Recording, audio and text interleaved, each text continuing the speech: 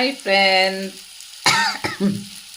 இருமல் சளி இந்த மழையில் என்ன பண்ணுங்க, எல்லாருமே சுடு தண்ணி காய வச்சு குடிங்க தண்ணியை. இல்லைன்னா சளி பிடிச்சிக்கும். இந்த மழைக்கு ரொம்ப கஷ்டம். அதனாலே நான் சொல்கிறேன். ஏன்னா உங்களுக்கு தெரியும், இருந்தாலுமே கொஞ்சம் அசால்ட் இருக்கும் எல்லாருக்குமே.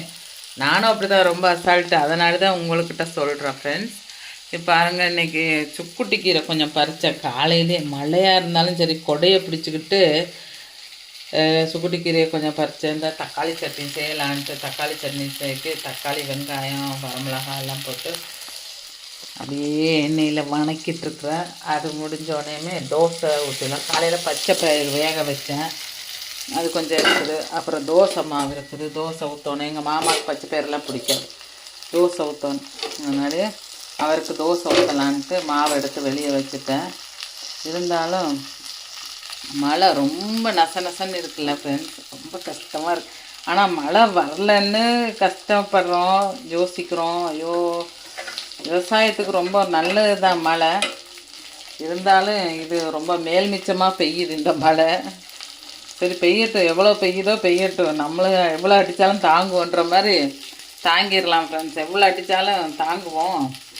இந்த மழையெல்லாம் என்ன ஜுஜிப்பி நம்மளுக்கு அப்படின்ட்டு ஆரம்பிச்சிட வேண்டியத வேலை. நம்ம பச்சை பயிர் வேக வச்ச தண்ணியில் இன்றைக்கி ஒரு ரசம் பண்ணலான்ட்டு இருக்கிறேன் ஃப்ரெண்ட்ஸ்.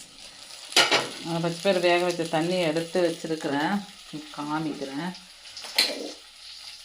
அதில் எடுத்து வச்சாச்சிங்க. அதில் கொஞ்சம் புளி போட்டு ஊற வச்சுருக்குறேன் பாருங்கள். இது பச்சை பயிர் வேக வச்ச தண்ணி.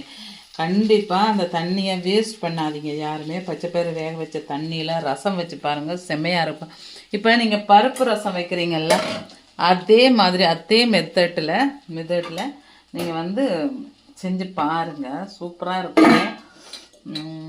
உடம்புக்கு ஆரோக்கியம். அது சத்து பூரா வெளியே போகுதில்ல, நம்ம வடிக்கும்போது பச்சை பயிரை வலிக்கும்போது பச்சை பயிரோட தண்ணி பூரா சத்து பூரா வெளியே போச்சுன்னா அதில் நம்ம சாப்பிட்றது வெறும் சக்கை சாப்பிட்ற மாதிரி தான் ஃப்ரெண்ட்ஸ்.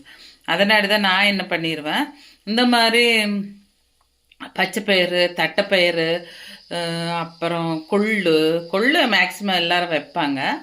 கொள்ளு, அப்புறம் கொண்டக்கடலை, இதெல்லாம் வேக வச்சு தண்ணியை நான் வெளியில் தூர வீசவே மாட்டேன். அதை எடுத்து அதில் புளியை ஊற வச்சுருவேன் கொஞ்சம். அப்புறம் தக்காளி போட்டு நல்லா பிசைஞ்சு விட்டு கடுகு, மிளகு, ஜீரகம், வெள்ளைப்பூண்டு, வரமிளகாய் எல்லாம் தட்டி போட்டு அது கூட கொஞ்சம் கருவேப்பிலை, மல்லித்தலை எல்லாம் போட்டு நல்லா மசிச்சு விட்டு அதுக்கப்புறம் கடுகு, உளுத்தம்பருப்பு, வரமிளகாய் போட்டு தாளித்து விட்டு கொட்டிட்டா சூப்பர் ரசம். பிடிச்சிருந்தா லைக்